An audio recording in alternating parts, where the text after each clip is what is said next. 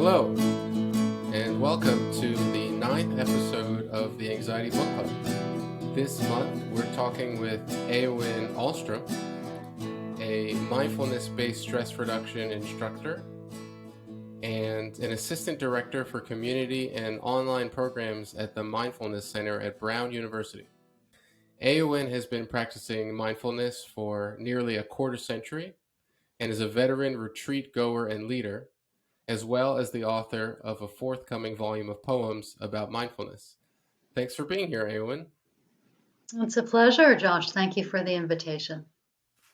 Sure. So full disclosure, I know Eowyn through the first ever mindfulness silent meditation retreat that I attended in December of 2018 at the Spirit Fire Retreat Center in Massachusetts. And I've been sitting with Eowyn on and off on her Monday nights online meditation circles for quite a while now. And it's been such a pleasure having you as a guide through this world of mindfulness. Oh, thank you. So the podcast for this is the 9th episode. It's talked about so many different topics about mental health, including, of course, anxiety and disordered eating, disordered sleeping, self-kindness, self-love, OCD, just like all kinds of topics.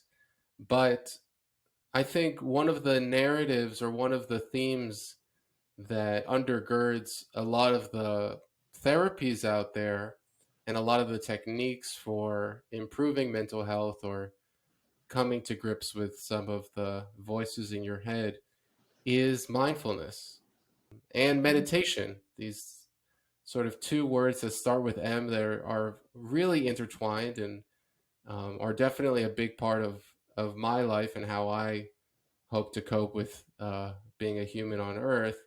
But we haven't had an episode expressly directed at those topics. And so I thought, well, let's have Eowyn. She knows all about this stuff. Help us disentangle some of these concepts. Okay. Yeah. Happy to. Yeah. Great. Perfect. Yeah. Well, because, I can't do it alone. Like, I think I know what these topics mean, but I feel like our listeners will greatly benefit from hearing from you.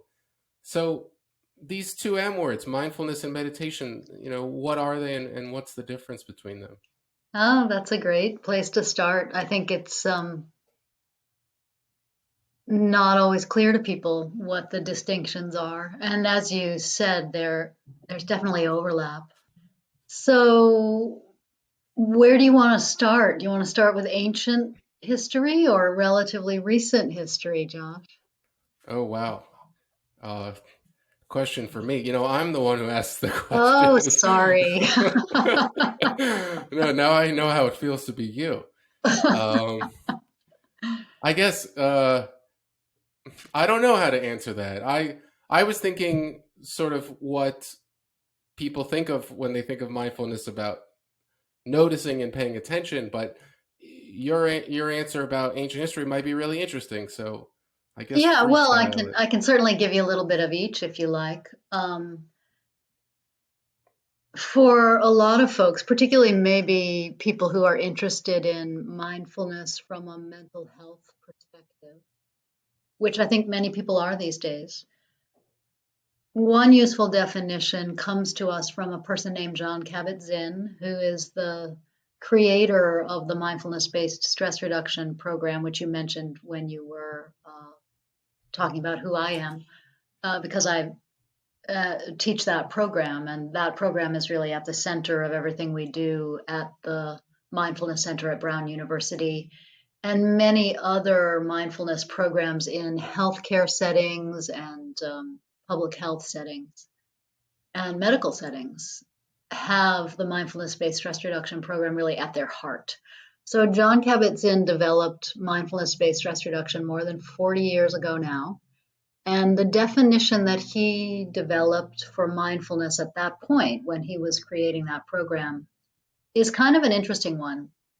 He says that mindfulness is awareness that arises through paying attention moment to moment, non-judgmentally, or something along those lines.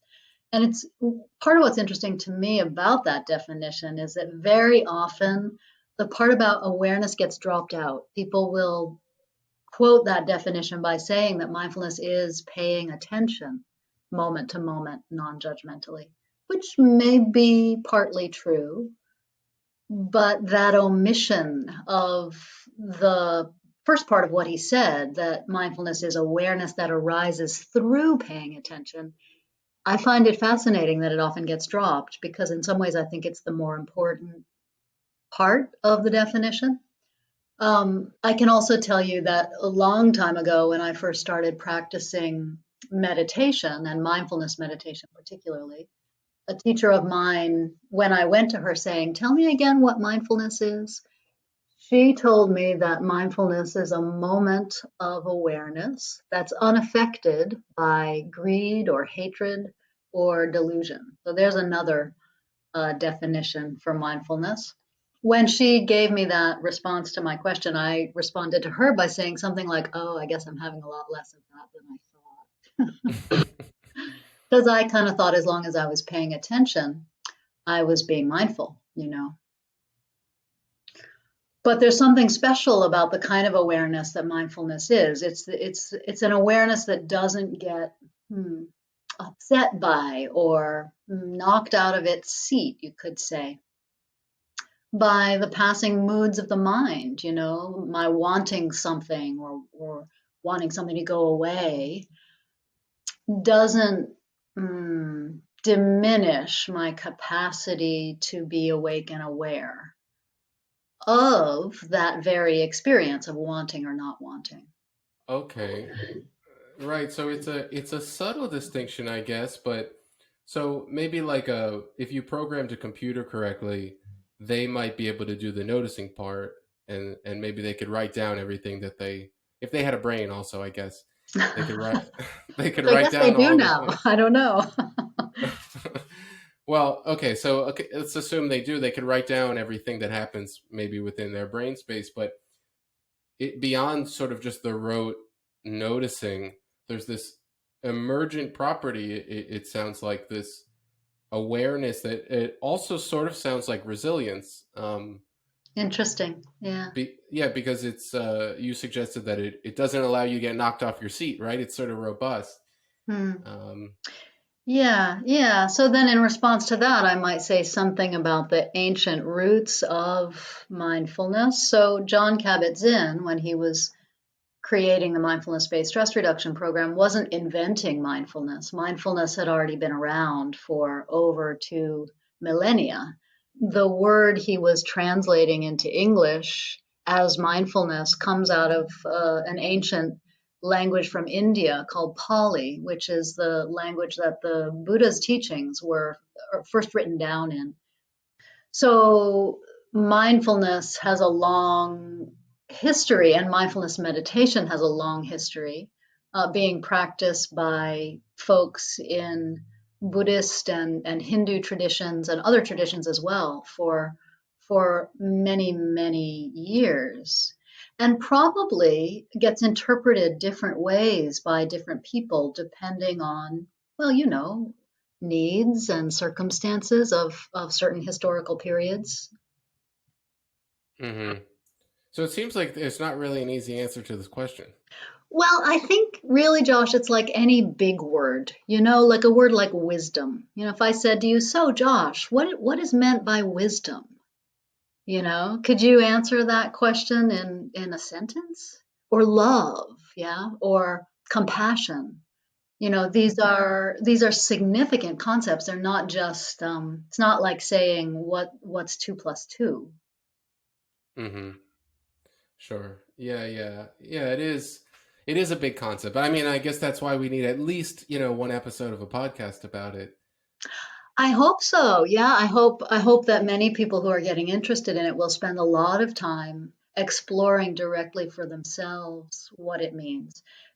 Because the definition actually probably doesn't matter so much as the experience of it. And I think the word you use, resilience, the resilience that it can start to offer us once we get in touch with it.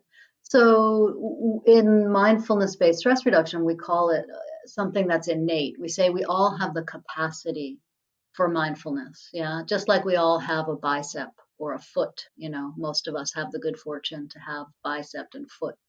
So, but if we don't exercise that bicep, it gets weak, right? It's not going to be strong when we need it. Similarly, mindfulness, if we don't cultivate it, if we don't remember that it's there and intentionally strengthen it, that's the paying attention part.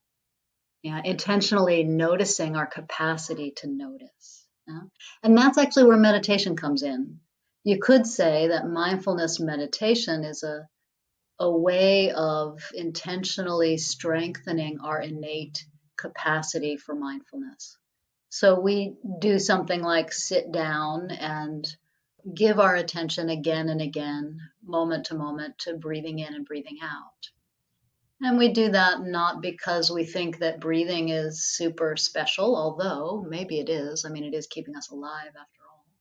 But in mindfulness meditation, we pay attention to something simple like the breath over and over again and moment to moment because we understand and can experience for ourselves that that process helps strengthen this quality, you could say, or this experience of mindfulness in us. Yeah. Yep. Yep. You're going through all the questions that I have prepared. So this is like a perfect exploration of this topic. All right. I've been thinking about it lately, sort of similarly as like reps you're doing not for your bicep or some other muscle, but for your brain muscle. I think the brain might be a muscle.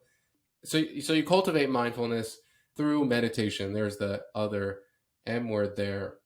To make it a little bit more personal, I thought I would offer, because I've taken MBSR. I took MBSR maybe like the October before the retreat. So this was the fall of 2018. I took it at the University of Miami with two really great instructors. And I noticed for myself, and I know we'll get into benefits, but I want to just say for myself personally, it allowed me to be less reactive around family members who otherwise I might have gotten into some kind of disagreement with. Mm-hmm. So there was a period of time where I was living with my parents, and it was after MBSR, and I noticed that the frequency of our disagreements had definitely declined, and I attributed a lot of that to mindfulness and to the MBSR program. Okay, so here's a question for you. What was happening in those moments when the arguments weren't starting like they used to do? What was occurring within you or in that situation? Yeah, it's a great question. So, and this is, I think where mindfulness gets to really shine in an example like this. So, the person I argue with more is my mom, I guess, because we're closer. And we would start talking about something, and some words would trigger me to get annoyed or upset, and I would feel right. So even being able to talk about it is sort of evidence of the mindfulness. Maybe in the past, let's say my trigger word was banana. It's not banana, but let's say it was. I would immediately, say no more bananas. Like we can't deal with this right now. But having done the MBSR, I was able to see the thoughts sort of arrive before, like it gives you that, there's that guy who came out of the Holocaust who has that quote about, yeah, Viktor Frankl. Turns out that attribution isn't quite right. Somebody did that, quote sleuthing type thing. It's usually said between a stimulus and response, there's a space, and in that space lies our freedom, or something like that. He didn't quite say that, but he said something to that effect. Okay. Well, I'm glad you remembered it. Right. So it allowed me to have a small window in which I could decide to act as I had in the past, which was to get upset and say things I regretted and I hate bananas. I hate bananas, right? Just how can you possibly be talking to me about bananas? Right. See, it's not a good example. I want to make I the love it. It's podcast's perfect. relatable. Okay. Yeah, I love it. It's a great example. Right. So it allowed me to pause a little bit and respond in a way that allowed the situation to not become heightened and aggressive and angry Right. and lead. Yeah. Okay. So here I want to go back to my first teacher's definition of mindfulness. When I asked her all those years ago, she said, this moment of awareness that's unaffected by greed or hatred or delusion, right? I'm hearing some of that in your banana story. So your mother says bananas, and part of what you're noticing is that you don't like bananas, which I would call, hatred is a strong word, but it's just a classic term that's a catch-all for anything that we want to push away or run away from. We feel what's called aversion, toward that experience. So you notice that your mother says bananas, and then you notice the aversion. You notice, I don't like bananas. But then something really different happens. You're not affected by that aversion in the same way. It doesn't cause you to freak out and yell or whatever. We're playing with this example, but I think you take my point. Yeah. So in a certain way, you're free in that moment of the effects of that dislike. That disliking can't force you to act in some way like it might want you to act if we want to personify the aversion. Yeah, exactly. So you're not as right. You're free. You're not as hell. You're not as how do we say this? Like you're not a prisoner as you were before to the normal sort of stimulus reaction. Exactly. And this is a good I'm glad we're getting to this kind of example because I've been teaching MBSR and other mindfulness programs, a whole variety of them, including yoga, by the way, for quite a few years. And one of the things I've noticed in the course of doing that is as the concept of mindfulness gets more well known, people have some idea what mindfulness is, there's a tendency to, two extremes, one of which is to assume that somehow mindfulness is going to be a panacea, and that as soon as you start to practice it, somehow you're always going to be happy and never going to be unhappy, that it's going to just fix everything up perfect. So part of what I like about your example is it's not necessarily in your example that you're just feeling awesome. You might still be a little annoyed about bananas, even as you're not reacting to that annoyance. And that's actually in some ways the much more important part, right? Not so much that we feel awesome all the time, but that we have capacity to hold a variety of experiences that we have, because human beings, not only is mindfulness innate, so are emotions, joy, sadness, anger, fear. Those are natural parts of who we are. So we're not trying to use mindfulness to somehow control or get rid of our experiences, but rather to allow us to see it. And then I think really quite naturally, these kind of more helpful responses come around almost all by themselves. Did you feel like you were really doing it when you were not reacting to your normal triggers, or did it feel more like it was just a natural process for you? I think I think it made it obvious which course to take, given that I now had options. Right, right. So the options come forward. Yeah. Yeah. Whereas before, I was just an automaton, right? There was no choice but to get angry about the Yeah, food. yeah. So we talk about autopilot. That's a word that's come up in recent years for a lot of people to make it really easy to understand. Before you know that you have an innate capacity for mindfulness or awareness that's unaffected by moods, you're on autopilot. I'm on autopilot. As soon as I start to strengthen mindfulness more and more, I can actually be piloting in some way. I can be in the driver's seat. Now, being in the driver's seat doesn't mean I have control over everything, right? I can't control the weather. I can't, lots of things I can't control, but at least I get to make choices about whether I want to turn right or left or go straight.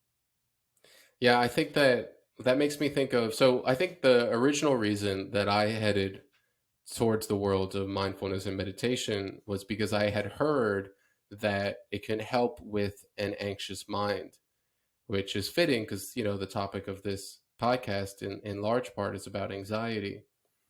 I think what you realize, or I should say what I realized, is that the thoughts, especially, if you have obsessive compulsive disorder or other anxiety disorders, or if you're just a regular human being with a very chattery, noisy mind, mindfulness doesn't erase the thoughts or maybe even make them, maybe it makes them quieter. I don't know, but it certainly doesn't get rid of them. But I guess by noticing them, you maybe you notice that they're not you, or they're not the only voice, or something like that. Yeah, yeah. Some people talk about the committee in the head, my thoughts. Have you noticed? My thoughts certainly often have, there's more than one, um, what's the word even? There's more than one tone to my thoughts on any given subject. I'm not necessarily completely unified in my opinions about anything. So does everyone, do you think, have the committee in there?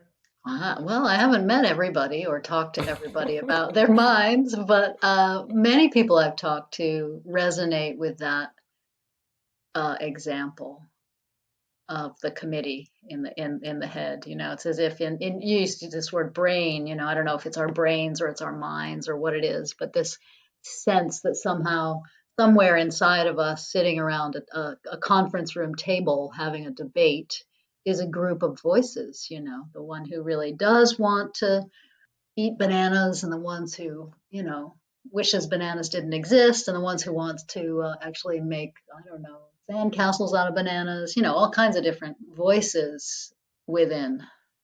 I think when I started to get further into mindfulness and started to make some of these realizations about the competing narratives and the committee as you describe it, I found myself feeling very surprised and a little taken aback that this was all going on inside my head. When you started getting into mindfulness, and I also sort of want to ask you about how you got into it and why you did. Were you surprised at the climate of, or the content of, the inside of your brain, or what was your reaction to all of it? Hmm. I appreciate the question. Thank you, Josh. Was I surprised? Well, I think I had a kind of a multiplicity of responses to my initial exposure to meditation and mindfulness practice.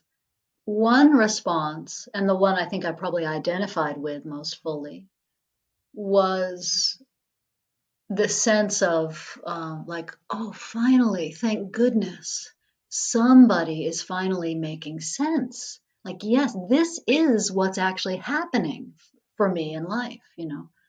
So I think maybe to make that response, to contextualize that response, I should say that the framework in which I first learned mindfulness included the very clear description of mindfulness as an approach to ending suffering. And so the part of the story about mindfulness is that part of life is that there is suffering, which in the mindfulness-based stress reduction program, we use the word stress. We say that stress is another inherent part of life, and that stress actually isn't necessarily a bad thing. It's just what happens. Things impinge upon us, and we have reactions and responses to them. So it was really hearing that's normal, and that mindfulness is a way to start to be in a healthier, more free relationship to all of that. That I had that response of, yes, this is it. This is the truth. Thank goodness somebody is finally telling me the truth. But another aspect of my initial exposure was definitely similar to what you described, the sense of, oh wow, look at what my mind is doing. This is really, well, embarrassing.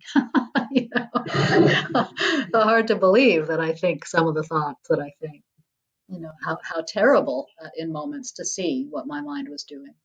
I remember I've had the good fortune to practice mindfulness and meditation, lots in silent retreat settings with many wonderful teachers. One of whom said to me at some point, I was complaining about what my mind was doing. You know, it won't quiet down and it's thinking all these grumpy thoughts. I don't know exactly what I was saying to her. Her response to me was, "Oh, you should hear the thoughts I have to put up with." I just thought, oh, well, that's really comforting. So it's not just me, you know, who has a lot of thoughts that are painful, unpleasant, and actually don't seem like me. Yeah. So somehow I'm not identified with those thoughts, or I want them to be somebody else or to be gone, you know. And then over time, of course, there's this process of just starting to see thoughts as thoughts. Oh, there's another one coming through, you know, and to also see the reactions to the thoughts, the liking or not liking of thoughts as another part of what's happening and moving through. Oh, Josh, will you humor me while we're on this topic?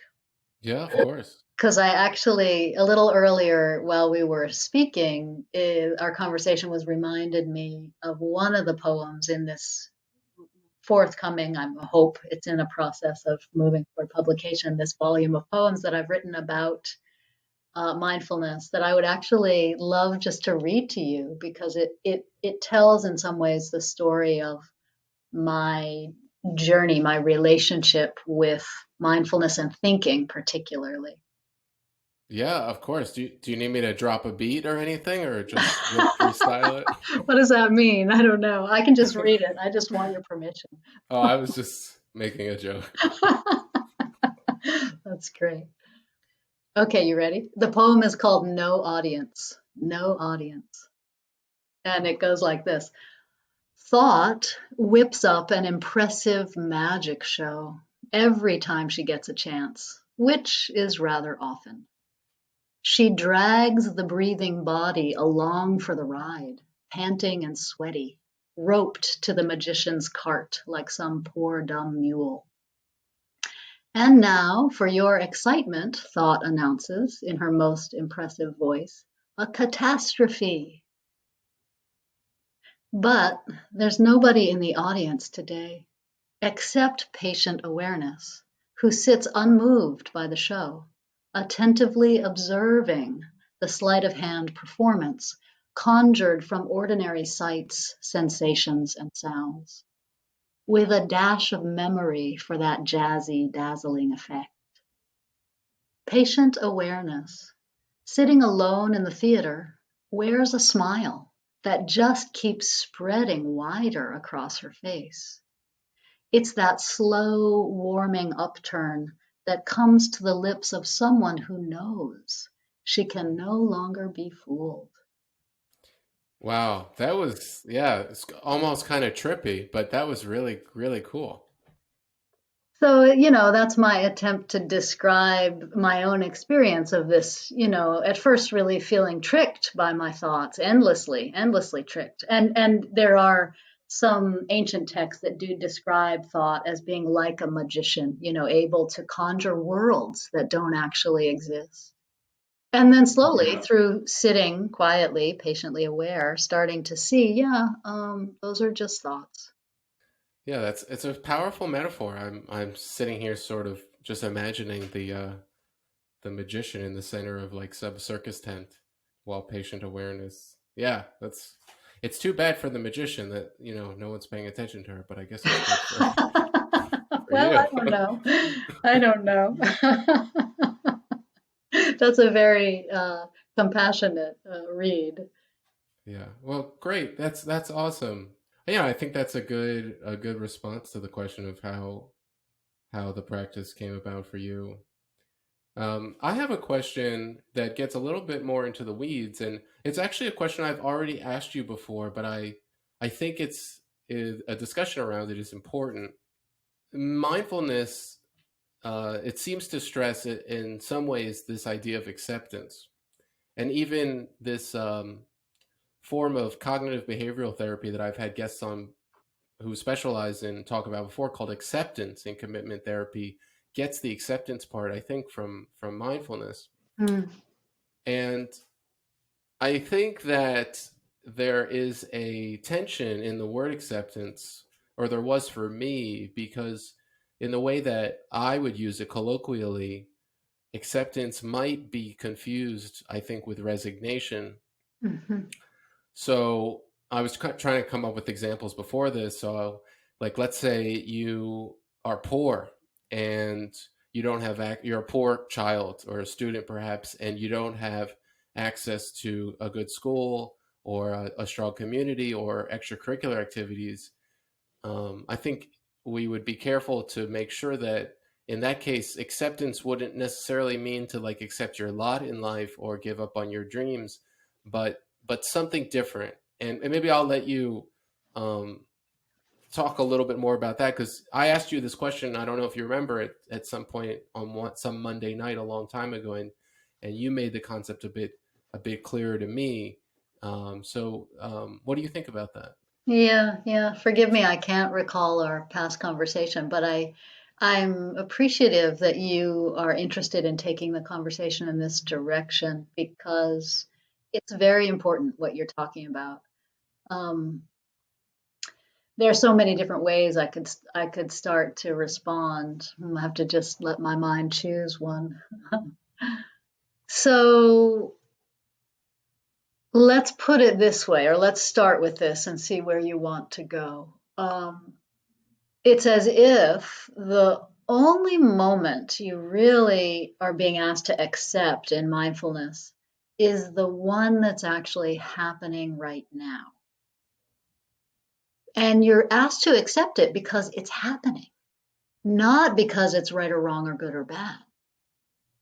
And that acceptance of this very moment, as in your example of your situation with your conversations with your mom, it doesn't prevent you from making different decisions than you made the last time you were involved in a similar situation. That's a long, quiet pause there. What do you think about what I just said? It's a good answer. I don't. It's a little counterintuitive to, I guess, those outside of the community, because someone would say like, accept the moment. Okay, it's here. Okay, okay, moment. I accept you. Now what? Like, so what does that mean? Well, that's the great question. Now what? Now, the person who has accepted this moment has a wide open field of possibilities. Yeah. And so potentially this practice can be, including the acceptance part of it, extremely empowering and expanding of all of our possibilities. So, oh, let me see. Let me see if I can give you an example that will help to make it easy for people. And maybe this will give you a little bit more of what you were asking about in terms of my early relationship with mindfulness practice. So when I first got introduced to practice, I was in my early 20s, maybe approaching my mid 20s. I had graduated from college and I was looking around. This was quite a long time ago now. I was looking around at the world and my situation, the education that I had had, the systems of culture that were before me, the possibilities of what to do now with this life. And seeing all of that, generally speaking, made me feel a deep sense of despair and the almost conviction that the people who had been instructing me about what life was and how to live it didn't actually know how to be happy. Yeah. So that was quite powerful and oppressive to me. I was looking out at, 50, 60, however many years of life, and seeing that the tools I had gotten from my education and my parents, lovely, kind people doing their best to get me what I needed, not to blame them at all, but they were part of my upbringing. And they were doing their best to make sure I could fit into this culture, and succeed in this culture. So seeing all that, just like, no way, this doesn't work. Getting the what, the money, the house, the success, that doesn't actually make people happy. I could see all around me examples of people who had all of that and were not happy, were clearly not happy. And very rarely an example of someone who had all of that who was actually happy. So, oh my goodness, what am I going to do about that? Am I just going to accept it? Well, yes and no. on the one hand, yes, I can accept my feeling about it and I can accept my perception of it. But what mindfulness began to open up for me was the possibility that I could make different choices, and that I didn't have to just buy the package wholesale. I could say, yeah, no, actually, I'm not going to pursue uh, great wealth. I'm not going to pursue massive success. Instead, I'm going to go on a 3-month meditation retreat because I think that's actually more valuable to me. So through becoming aware of my situation, I began to make choices that to some people seemed quite odd and took my life in a really different direction than certainly my parents probably ever imagined. And, the people in my high school and college ever imagined I would go in. And at that point, of course, mindfulness meditation generally, yoga, these things were not nearly as popular as they are now or as accepted. Uh, but it was the experience of being aware and accepting what was arising that allowed me to start to make different choices about how I was going to live my life. Mm. Yeah, I think that is a good answer. So there was, yeah, accepting that that was the way that you were feeling sort of provided you with the ability to not resign yourself. Uh, Yeah. And also that, to some degree, what I was perceiving in the culture was real, but I didn't have to solve it or live within it. I could just go my way, quietly and without fuss. so to press you just once more on this idea. So if mindfulness only asks you to accept the current moment, what does it look like? And maybe we can use the banana example, but what does it look like to not accept the current moment?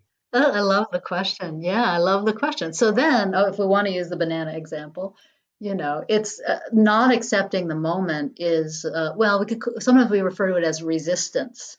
Yeah. And maybe that word helps clarify it. Because if you feel into for a moment what resistance is like, it's generally not very spacious or peaceful or enjoyable to resist something. So I hate that banana. I can't stand that banana. I have to get rid of that banana. My only option in relationship with that banana is either to kill it or run from it. I can't possibly, deal with this, which is kind of Hmm. different than, okay, all right, there's a banana here. Okay, there are feelings about the banana here. Okay, now I've got a little space and I can start to contemplate my options in relationship to this banana. This may be the first time in history that such a wonderful conversation has taken place around a fruit like this. Don't know. Okay, good. I think your mentioning of the word resistance as a foil, sort of, to acceptance, it does help me to understand that. Um, so I want to ask a question that I think comes up a lot for people who haven't tried to meditate and who are scared about getting into it or feel unable. And I've heard it a lot, when I talk to my colleagues and stuff like that. It's oh, I can't meditate. My mind is never clear. Like, I'm too restless. I can't clear my mind. And I think that used to be my definition of what meditation was like achieving that state of quietness. But going back to our example of like working on your body, like your biceps or doing reps, it seems like the definition of meditation sets the bar much, much, much lower, so that having a quiet mind is not at all prerequisite. It's merely being distracted and coming back, and being distracted and coming back. And I don't want to take words out of your mouth, but does that coincide with how you understand meditation? Yeah, yeah, I would actually take it back to the word resistance, that, and I've certainly been in this mind state myself, the I can't meditate mind state. I can't meditate because I am too anxious and I'm too distracted, and it's just impossible for me to meditate. in a way, that those sentences are often, I think, an expression of resistance to unpleasant experiences that we have when we stop the rush that usually distracts us from seeing and hearing and feeling what's really going on for us. So, this is another part of why mindfulness is actually a really big word and not just some jazzy technique that we can use to clean up our acts, or make our lives pretty. Yeah. Mindfulness and meditation are about beginning to settle into being with our lives as they are. And our lives as they are include moments of enjoyment and moments of displeasure and unpleasant experience. From the point of view of mindfulness, both of those are just fine. They're okay. They're just moments of experience. But it takes a little bit of willingness on our part to experiment with that idea and get comfortable with, backaches and racing minds and some of the stuff that comes up when we stop. To start to, have some, I don't know how to put it exactly, some purchase on what I'm saying. I mean, because the normal way of operating for most people is to try to get all the pleasantness you can and get away from as much unpleasantness as possible. That's just normal, right? But mindfulness meditation asks us to do something else. It says, stop trying to get away and see if you can just settle down and relax and notice the changing array of pleasantness and unpleasantness. And also, by the way, lots of stuff that happens that's just really neither pleasant nor unpleasant. It's just very ordinary or kind of neutral. And this idea of pleasantness, unpleasantness, and neutrality is something very key in the process of mindfulness meditation. Also goes back millennia. This has been something that humans discovered at least 2,500 years ago. But I think it gets lost to us a lot as the centuries go by because it's a hard one to get a handle on. It's so counterintuitive to the way we normally operate. So this is a good segue. Let's say we do subscribe and we sit down and make ourselves willing, even when there's storms in the mind, and it's just a time when you'd rather be distracted, and you embrace mindfulness. We've talked about, or I mentioned one benefit, and I think you've mentioned some others about being less reactive, but obviously if you do like a Google search, the list of benefits can almost seem like like it is a panacea, going back to what you said in the beginning, decreases in this, increases in that. I know my boss told me the other day, like, oh, it's great that you meditate because that means you're going to have like the gray matter of like a teenager or something. so what are some of the benefits? Is some of it overblown, or what are the ones that that seem to be true in maybe your experience or those around you? Yeah, yeah. It's a lovely question. And I'm not going to give you the list of benefits that you could find if you Googled, because people can just Google for that. Um, hmm. It's, I can tell you that as I contemplate responding to the question, Josh, my heart, I feel viscerally warmed by the, uh, hmm, I'll say blessings, rather than benefits that I have received from the practice of mindfulness, meditation, and associated practices like loving kindness and compassion. Um, I'm not sure I can really explain. I can say one of the things that is interesting to me about listening to the descriptions of participants who take the mindfulness-based stress reduction program over a number of years. I've listened to a lot of people talk about how it's affecting them. And very often, that the warmth that I'm describing to you, that I feel in my own experience of my relationship with mindfulness, comes through.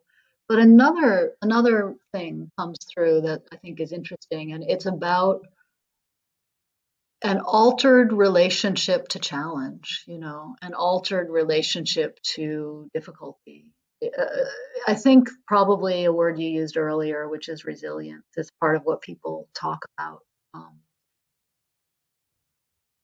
so, for example, I've been very moved by reports from people who have chronic pain conditions that aren't expected to get better, and that are really debilitating and difficult. Um, Saying utterly honestly and heartfeltly that now that they have this mindfulness practice, the pain isn't so much a problem anymore, not because it's gone away, but because somehow their relationship with it has changed. They're not resisting it anymore. They're not blaming it. They're not making it a problem. And so suddenly something that seemed intolerable is now tolerable, and a life can resume, even without resolution of something that, nobody would want to have to deal with if they could avoid it. And that's the thing. We can't avoid dealing with difficulty, but we can. I mean, this whole coronavirus thing makes it very clear that the human race can't, as a collective, avoid dealing with difficulty, right? It's like sometimes really hard stuff comes up. But we do, individually and collectively, have the capacity to hold our experiences in this wider way, with, we use words like intimacy and wisdom, like to hold our experience closely and really let it be what it is. But also to recognize that it doesn't have to define us or confine us in the ways that we might assume if we weren't coming up so close to it, or if we were just defaulting to our habits of behavior. I think that's a good answer. And yes, please feel free to Google the benefits, because we're getting better content right here from the horse's mouth. So Well, I mean, yeah, the internet, right? And the sales mentality that we are all a part of these days isn't really. I think mindfulness is something of a really different order than that sales mentality, And the quick fixes that we're all after, it's of a different order than the quick fixes as well. It takes dedication, I think, takes patience. And in my experience, the rewards are quite wonderful. Oh, well, you just read Dan Harris, right? What does he say? 10% happier? that's his claim. Hmm. Yeah. I actually once said to one of my teachers, I said, I'm way more than 10% happier since I started mindfulness practice. And this teacher kindly responded to me, you're putting in a lot more time on it than Dan Harris is. So I think that's another important thing to say, which is, in my experience, I receive greater benefits from mindfulness when I practice it more frequently and more dedicatedly, and I experience fewer felt senses of the benefit when I forget for weeks at a time. So there's a myriad, or there's many different kinds of meditations. There's the one where you sit down and listen to your breath, or an alternate sort of form of that where you listen to your body, or the sounds in the room or in the world. There's also ones that involve walking and movement, but there's one meditation that you just mentioned that really stands out to me, and it seems almost categorically different from the others, Hmm. in my experience, because it relies on the repetition of phrases. So, just to give a little bit of a description of what this thing is that I'm describing, it's called a loving kindness meditation, or I guess metta is maybe one of those Pali words. Yes, it is. Um, yeah, and it's this meditation in which you repeat silently in your head, or maybe out loud if you don't care about your neighbors, these wishes that they almost feel like prayers, but when you've done a bunch of these, oftentimes the teacher says they're not prayers. They're not meant to Hmm. actually alter the universe in a supernatural way, but they are wishes for yourself and others to be more peaceful, to be loved, to be safe, to be happy, and you repeat them over and over again, for yourself, for maybe a person that you like, a person you don't like, a neutral person, everybody, all the lizards. I mean, it's it's incredible. I think it's different both. It's All the lizards. all the I love it. lizards for the bananas. I don't know, but Bananas and it's, lizards. You can call this episode Bananas and Lizards. or maybe I'll call my new band that if I Okay, make great. Yeah. one. Or your new album. Yeah. Yeah. So it's different both in practice because you're repeating something, and it's also different, I think, in result. At least for me, I think it has achieved in some ways the desired effect of sort of opening your heart, but it also feels, not to be too pejorative, but mostly sort of just tongue in cheek. It feels more like brainwashing than any of the other practices. So I just kind of wanted to know what your thought was about that, and if my description was accurate, and that Sure. kind of Yeah. thing. Yeah. Yeah. I'm again, thank you for the invitation to the podcast because these are topics that are dear to my heart, and I always appreciate opportunities to um, engage with others about them in really earnest kinds of ways. So, your remarks about loving kindness practice um, produce, various thoughts in my mind. Yeah, and I think the thread I would start with in responding to you is it's really about contexts and how things fit together, and maybe systems, to use a very contemporary kind of word, systems. Um, so if we were to do like a survey of the history of meditation, my guess, and I'm not a scholar of history, so I'm just a really dedicated practitioner of some practices that have been around for a long time. So I've been interested to expose myself to the history of these practices because I'm interested in how they can benefit me and others now. But when I look back over the history of meditation, I see lots of different systems, yeah, different schools, different approaches, right? And generally speaking, any one of those approaches, and you could say that MBSR is now becoming its own kind of approach. It happens to be quite a young one at 40 plus years old. Some of these systems are 2,500 years old, so they've had much more time to develop and change and have pieces added to them and taken away from them uh, as human beings have used them, for hopefully for their benefit. So one of the things that I see in our culture is we tend to be very focused and we want just one thing. It's like, just give me the pill. Yeah, I'll take it. I'll take the pill. I'll take it every day. I'll even take it if it's not tasty, if you promise me that it's going to work. But I want it just to be one thing and to be very simple. You could say we're reductionists, in our ways of thinking about things these days. Yeah.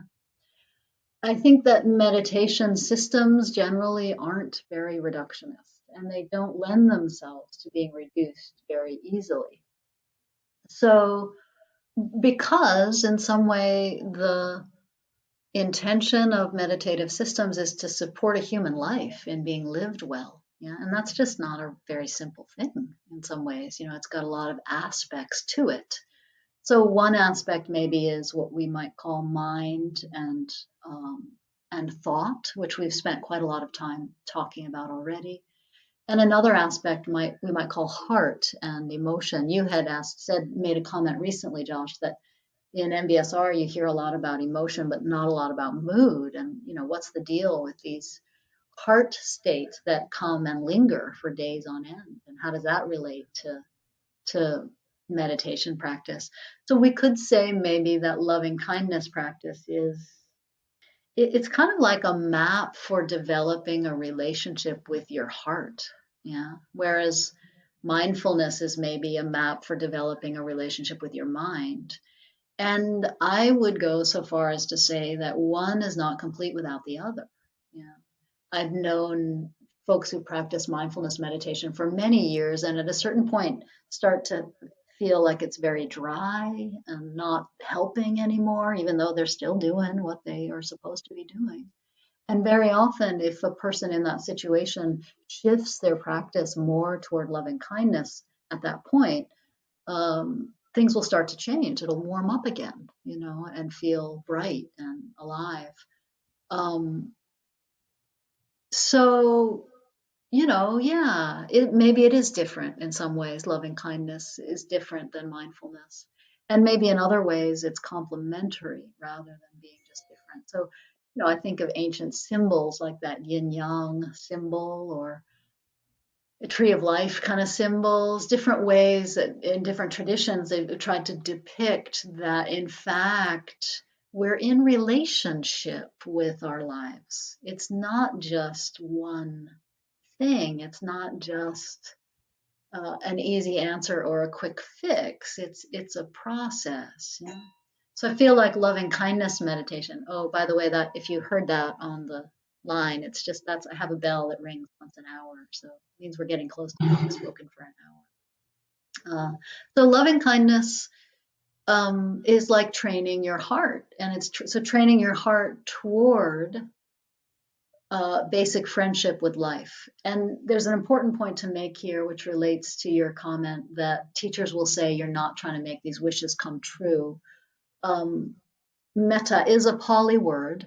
And as I've been taught about that word and I've come to understand it in my own experience, it doesn't actually mean a mood or an emotion. It means an intention. And so an intention is a little bit different than an emotion. An intention is a direction, isn't it?